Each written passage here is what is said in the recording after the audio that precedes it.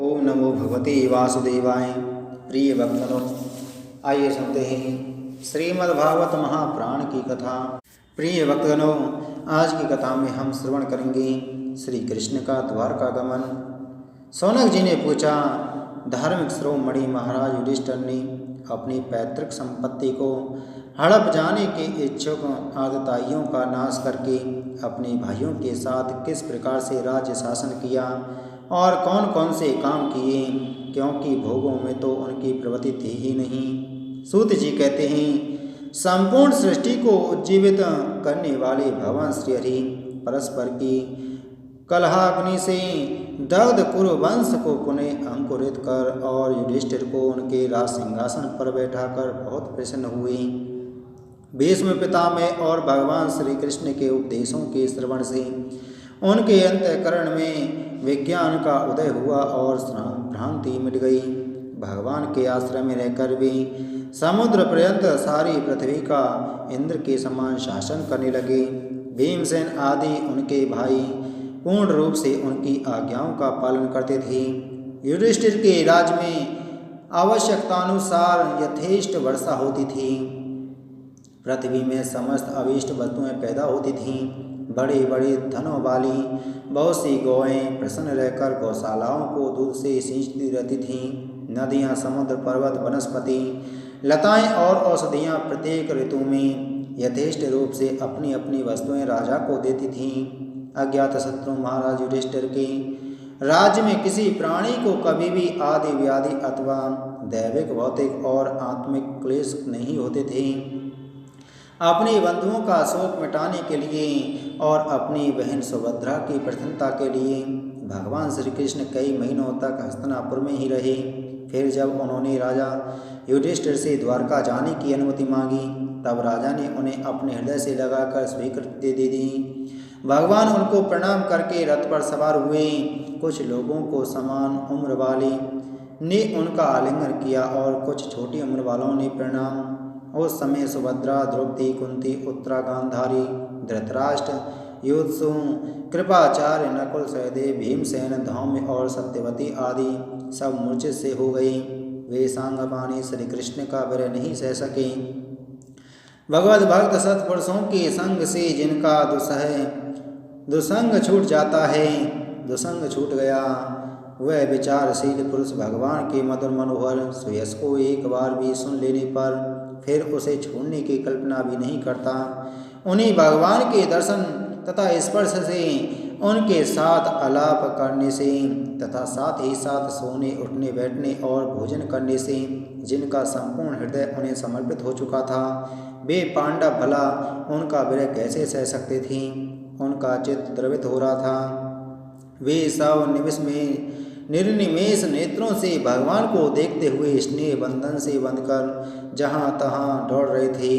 भगवान श्री कृष्ण के घर से चलते समय उनके बंधुओं की स्त्रियों के नेत्र उत्कंठतावश उमड़ते हुए आंसुओं से भर आए, परंतु इस भय से कि कहीं यात्रा के समय अपशगुन न हो जाए, उन्होंने बड़ी कठिनता से उन्हें रोक लिया।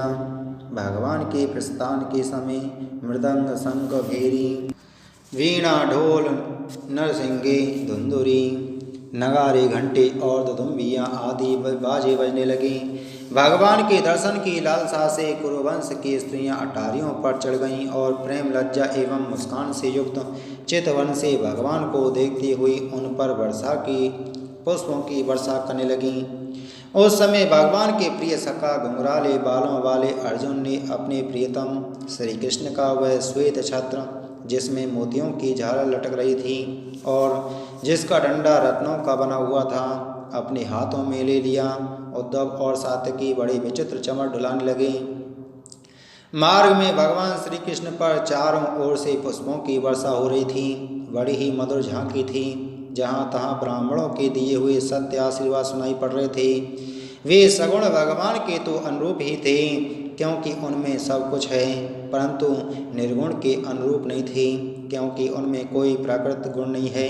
हस्तिनापुर की कुलीन रमणियाँ, जिनका चित्त भगवान श्री कृष्ण में रम गया था, आपस में ऐसी बातें कर रही थीं जो सबके कान और मन को आकृष्ट कर रही थीं। वे आपस में कह रही थीं, सखियों, ये वे ही सनातन परम पुरुष हैं जो प्रलय के समय भी अपने अद्वितीय निर्विशेष स्वरूप में स्थित रहते हैं। उस समय सृष्टि के मूल ये तीनों गुण भी नहीं रहते। जगदात्मा ईश्वर में जीव भी लीन हो जाते हैं और मैं तत्व आदि समस्त शक्तियाँ अपने कारण अव्यक्त में सो जाती हैं। उन्होंने भी फिर अपने नाम रूप रहित स्वरूप में नाम रूप के निर्माण की इच्छा की तथा अपनी काल शक्ति से प्रेरित प्रकृति का, जो कि उनके अंशभूत जीवों को मोहित कर देती हैं और सृष्टि की रचना में प्रवृत्त रहती हैं, अनुसरण किया और व्यवहार के लिए वेद आदि शास्त्रों की रचना की। इस जगत में जिसके स्वरूप का साक्षात्कार जितेंद्र योगी अपने प्राणों को बस में करके भक्ति से प्रफुल्लित निर्मल हृदय में किया करते हैं, ये श्री कृष्ण वही साक्षात परब्रह्म हैं। वास्तव में इन्हीं की भक्ति से अंतःकरण की पूर्ण शुद्धि हो सकती है, योगाद्रि के योग आदि के द्वारा नहीं। सखी, वास्तव में ये वही हैं जिनकी सुंदर लीलाओं का गायन वेदों में और दूसरे गोपनीय शास्त्रों में व्यास आदि रहस्यवादी ऋषियों ने किया है, जो एक अद्वितीय ईश्वर हैं और अपनी लीला से जगत की सृष्टि पालन तथा संहार करते हैं, परंतु उनमें आसक्त नहीं होते। जब तामसी बुद्धि वाले राजा अधर्म से अपना पेट पालने लगते हैं, तब ये ही सत्वगुण को स्वीकार कर ऐश्वर्य, सत्य, ऋत, दया और यश प्रकट करते और संसार के कल्याण के लिए युग युग में अनेकों अवतार धारण करते हैं। अहो, यह यदुवंश परम प्रशंसनीय है, क्योंकि लक्ष्मीपति पुरुषोत्तम श्री कृष्ण ने जन्म ग्रहण करके इस वंश को सम्मानित किया है। वह पवित्र मधुवन ब्रजमंडल भी अत्यंत धन्य है, जिसे इन्होंने अपने शैशव एवं किशोरावस्था में घूम फिरकर सुशोभित किया है। बड़े हर्ष की बात है कि द्वारका ने स्वर्ग के यश का तिरस्कार करके पृथ्वी के पवित्र यश को बढ़ाया है।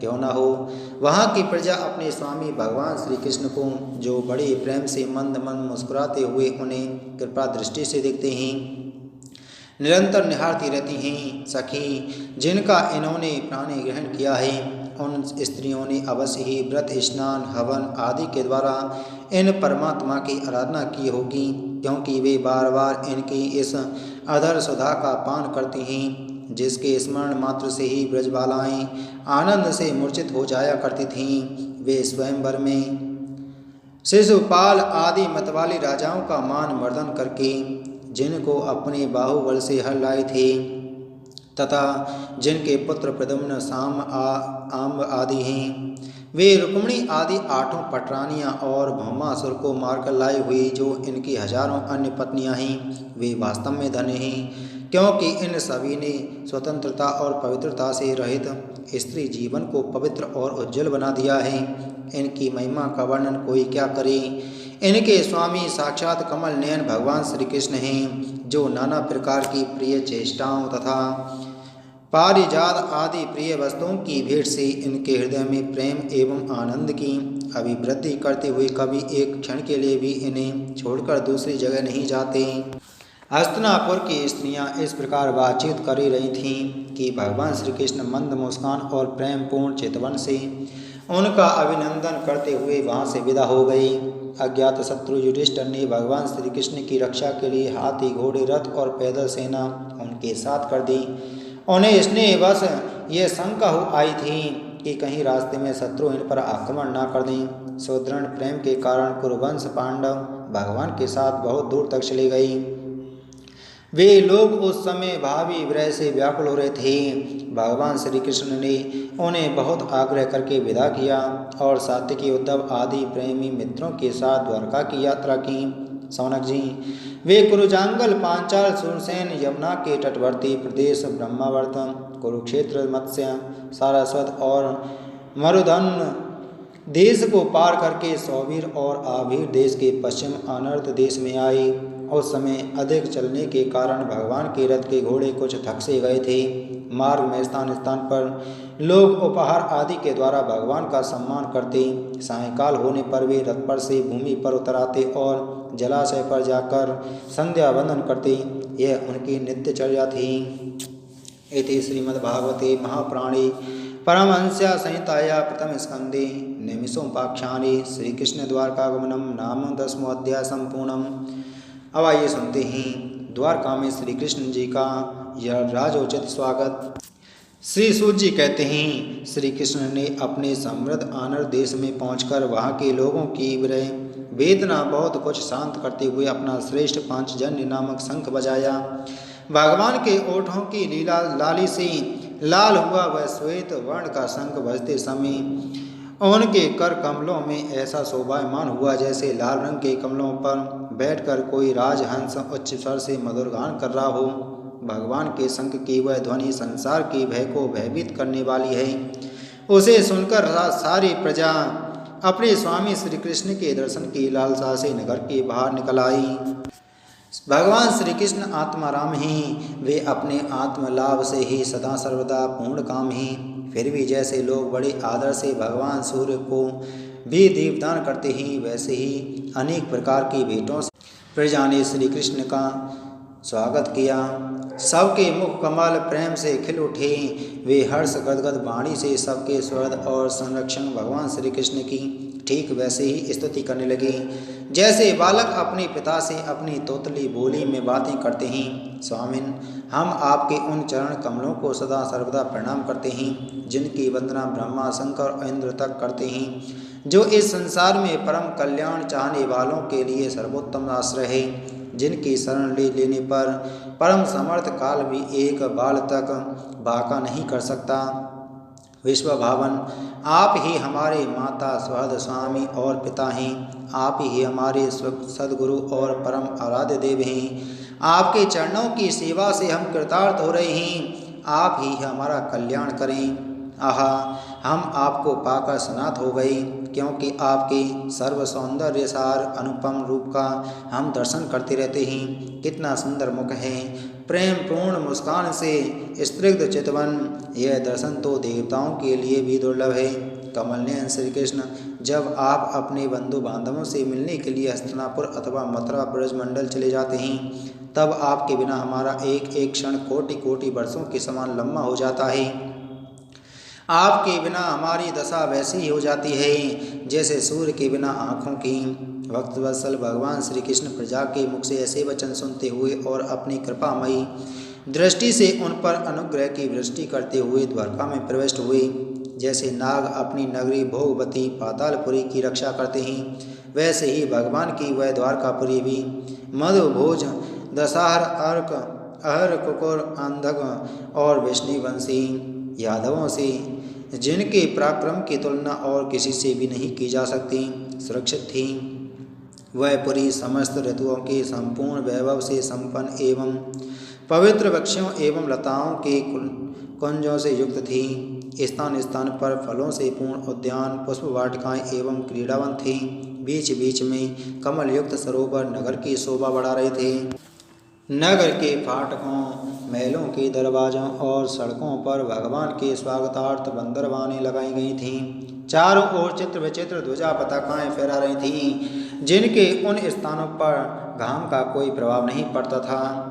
उसके राजमार्ग, अन्याय सड़कें, बाजार और चौक झाड़ बहार कर सुगंधित जल से सींच दिए गए थे और भगवान के स्वागत के लिए बरसाए हुए फल फूल अक्षत अंकुर चारों ओर बिखरे हुए थे।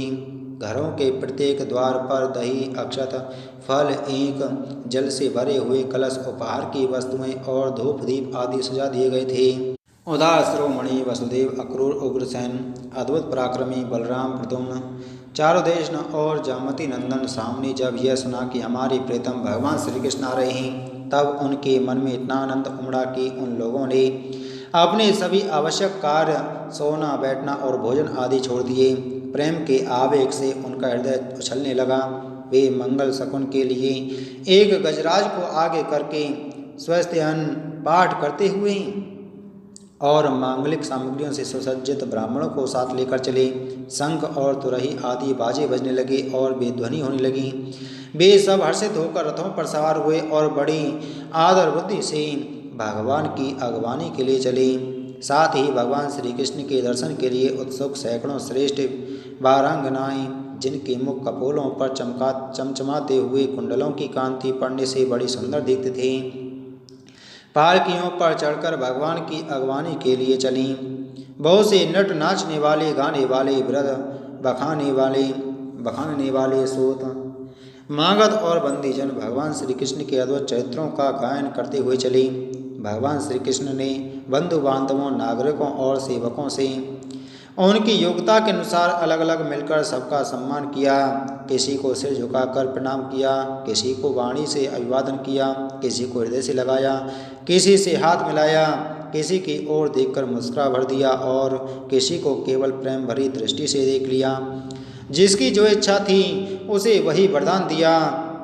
इस प्रकार चांडाल पर्यंत सबको संतुष्ट करके गुरुजन, सपत्नीक, ब्राह्मण और वृद्धों का तथा दूसरे लोगों का भी आशीर्वाद ग्रहण करते एवं बंदीजनों से विरुद्धावली सुनते हुए सबके साथ भगवान श्री कृष्ण ने नगर में प्रवेश किया। सौनक जी, जिस समय भगवान राजमार्ग से जा रहे थे उस समय द्वारका की कुछ कामनियाँ भगवान के दर्शन की ही परम आनंद मानकर अपनी अपनी अटारियों पर चढ़ गईं। भगवान का वृक्ष स्थल मूर्तिमान सौंदर्य लक्ष्मी का निवास स्थान है।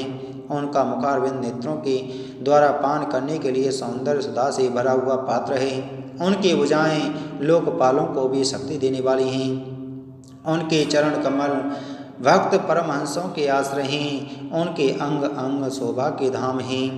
भगवान की इस छवि को द्वारकावासी नित्य निरंतर निहारते रहते हैं, फिर भी उनकी आंखें एक क्षण के लिए भी तृप्त नहीं होती।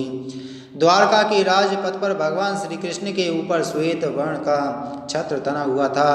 श्वेत चमन डुलाए जा रहे थे। चारों ओर से पुष्पों की वर्षा हो रही थी। वे पीताम्बर और वनमाला धारण किए हुए थे। इस समय वे ऐसे शोभायमान हुए मानो श्याम मेघ एक ही साथ सूर्य, चंद्रमा, इंद्रधनुष और बिजली से शोभायमान हो। भगवान सबसे पहले अपने माता पिता के महल में गए। वहाँ उन्होंने बड़े आनंद से देव की आदि सातों माताओं को चरणों पर सिर रखकर प्रणाम किया और माताओं ने उन्हें अपने हृदय से लगाकर गोद में बैठा लिया। स्नेह के कारण उनके स्तनों से दूध की धारा बहने लगी। उनका हृदय हर्ष से विवल हो गया और वे आनंद के आंसुओं से उनका अभिषेक करने लगीं। माताओं से आज्ञा लेकर वे अपने समस्त भोग सामग्रियों से संपन्न सर्वश्रेष्ठ भवन में गई। उसमें 16,000 पत्नियों के अलग अलग महल थे। अपने प्राणनाथ भगवान श्री कृष्ण को बहुत दिन बाहर रहने के बाद घर आया देखकर रानियों के हृदय में बड़ा आनंद हुआ। उन्हें अपने निकट देखकर वे एकाएक ध्यान छोड़कर उठ खड़ी हुईं। उन्होंने केवल आसन को ही नहीं बल्कि इन नियमों को भी त्याग दिया जिन्हें उन्होंने पति के प्रवासी होने पर ग्रहण किया था। उस समय उनके मुख और नेत्रों में लज्जा छा गई। भगवान के प्रति उनका बड़ा भाव बड़ा ही गंभीर था। उन्होंने पहले मन ही मन, फिर नेत्रों के द्वारा और तत्पश्चात पत्रों के बहाने शरीर में उनका आलिंगन किया। सौनक जी, उस समय उनके नेत्रों में जो प्रेम के आंसू झलक आए थे उन्हें संकोचवश उन्होंने बहुत रोका, फिर भी व्यवस्था के कारण वे झलक ही गए। यद्यपि भगवान श्री कृष्ण एकांत में सर्वदा ही उनके पास रहते थे, तथापि उनके चरण कमल उन्हें पद पद पर नए नए जान पड़ते। भला स्वभाव से ही चंचल लक्ष्मी, जिन्हें एक क्षण के लिए भी कभी नहीं छोड़ती, उनकी सन्निधि से किस स्त्री की तृप्ति हो सकती है। जैसे वायु बांसों के संघर्ष से दावानल पैदा करके उन्हें जला देता है, वैसे ही पृथ्वी के भारभूत और शक्तिशाली राजाओं में परस्पर फूट डालकर बिना शस्त्र ग्रहण किए ही भगवान श्री कृष्ण ने उन्हें कई अक्षौणी सेना सहित एक दूसरे से मरवा डाला और उसके बाद आप भी उपराम हो गई। साक्षात परमेश्वर ही अपनी लीला से इस मनुष्य लोक में अवतीर्ण हुए थे और सहस्त्रों रमणीय रत्नों में रहकर उन्होंने साधारण मनुष्य की तरह क्रीड़ा की। जिनकी निर्मल और मधुर हंसी उनके हृदय के उन्मुक्त भावों को सूचित करने वाली है थी, जिनकी लजीली चितवन की चोट से बेसुध होकर विश्व विजयी कामदेव ने भी अपने धनुष का परित्याग कर दिया था। वे कमनीय कामनियाँ अपने काम विलासों से जिनके मन में तनिक भी क्षोभ नहीं पैदा कर सकें, उन असंग भगवान श्री कृष्ण को संसार के लोग अपने ही समान कर्म करते देखकर आसक्त मनुष्य समझते हैं। यह उनकी मूर्खता है। यही तो भगवान की भवता है कि वे प्रकृति में स्थित होकर भी उसके गुणों से कभी लिप्त नहीं होते। जैसे भगवान की शरणागत बुद्धि अपने में रहने वाले प्राकृतिक गुणों से लिप्त नहीं होती, वे मूढ़ स्त्रियां भी श्री कृष्ण को अपना एकांत से भी स्त्री परायण भक्ति ही समझ बैठती थीं, क्योंकि वे अपने स्वामी के ईश्वर को नहीं जानती थीं। ठीक वैसे ही जैसे अहंकार की वृत्तियाँ ईश्वर को अपने धर्म से युक्त मानती हैं। इति श्रीमद्भागवते महापुराणे परमहंस्यां संहितायां प्रथम स्कंदे नैमिषोपाख्याने कृष्ण द्वारका प्रवेशो नामे एकादशो अध्याय संपूर्णम। बोलो श्रीमद्भागवत महापुराण की जय। बोलो श्री कृष्णचंद्र भगवान की जय।